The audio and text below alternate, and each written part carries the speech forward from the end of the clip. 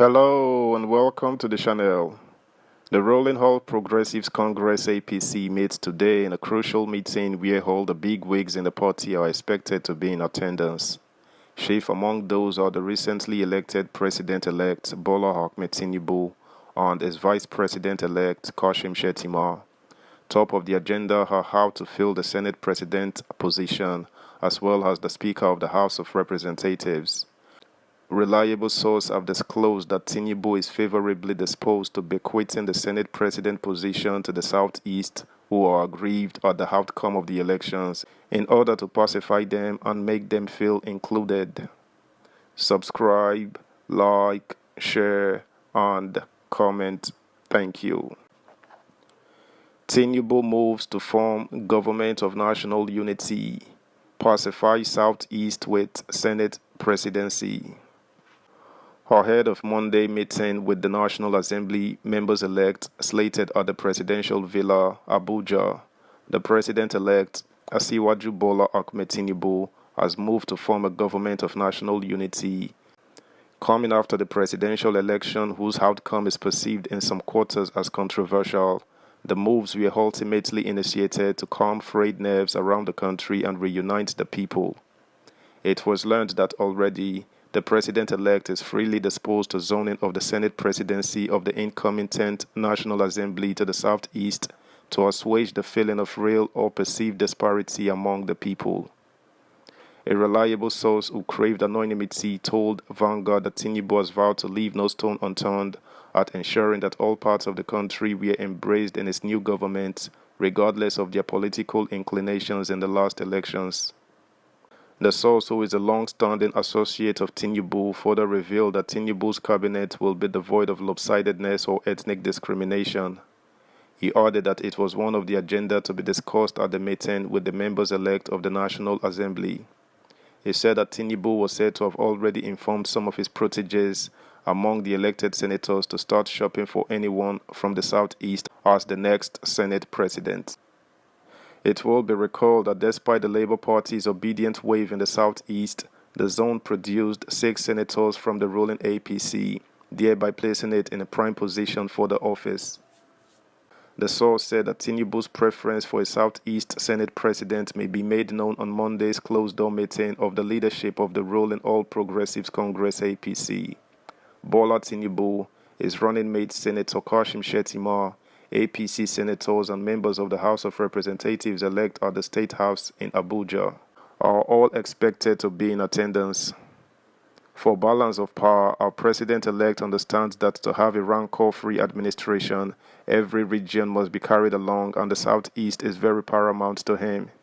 He has confined in us his commitment to support the emergence of a Senate President from the Southeast for the sake of equity, fairness and justice, thus maintaining the balance of power and a sense of inclusion. In 2015, the Southeast were told to blame themselves for not voting for APC, which could have given them the Senate presidency.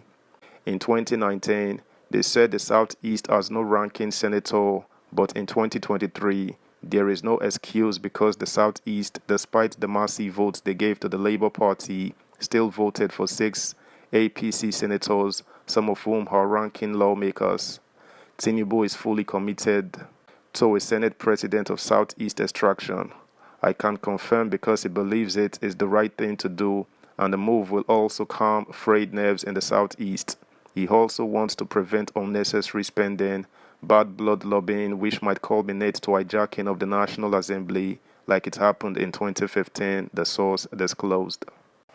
According to the source, the President-elect's preferential candidate may be the chief whip and returning Senator Orji Uzor Kalu, who he said was a close ally to Tinubu.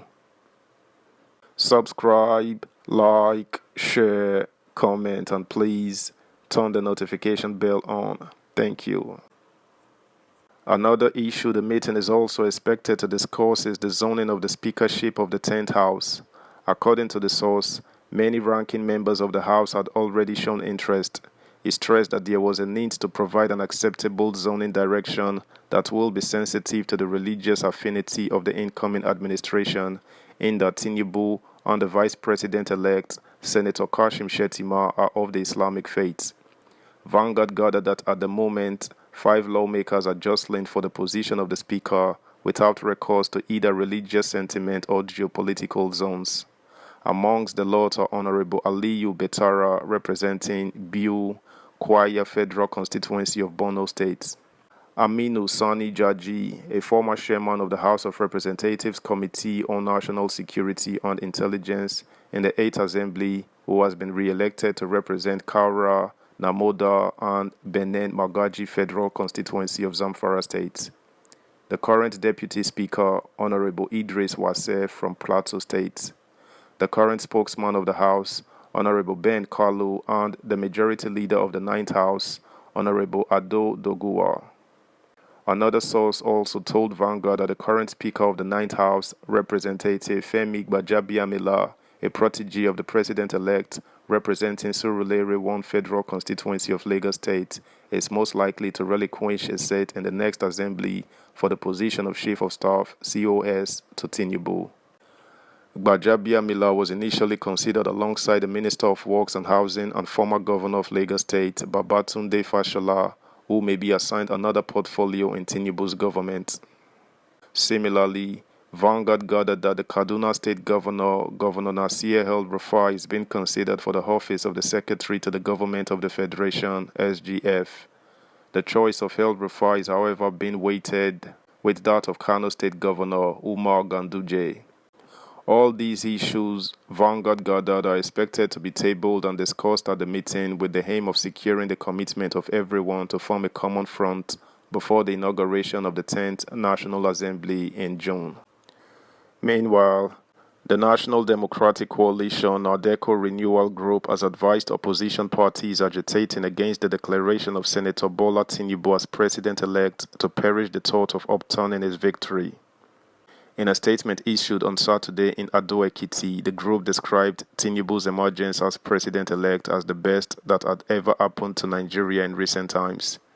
Its national leader, Professor Attila Adeyo, described the action of the Labour Party LP and the People's Democratic Party PDP to upturn Tinubu's victory through the tribunal as an exercise in futility.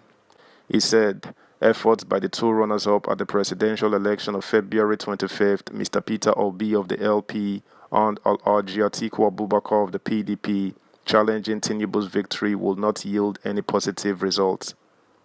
That's the news, guys. Thanks for listening. Until next time, bye.